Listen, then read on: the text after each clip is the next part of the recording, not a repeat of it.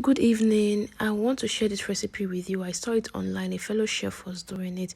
It is homemade swallow without buying the powder form of it. You need potato and plantain. That's the only thing you need for this. You have to cut them into nice slices and chunks because so your blender will be able to blend it. You need to have a powerful blender as always, because if your blender is unable to blend it, it's going to destroy the entire recipe. You need to blend it very, very smooth. Then the work of this thing is you have to continue stirring it. That's the work. At some point, look as if it has lumps, cocoa, but it's not lumps. Just continue stirring it. As you can see in the video, because we've not even gotten there, but let me just say, you need to continue stirring. That's the work of this thing. But aside that, it's a perfect meal. Then when it's hard in texture, like eatable, serve it with any soup of your choice. This is healthy. This is cost effective.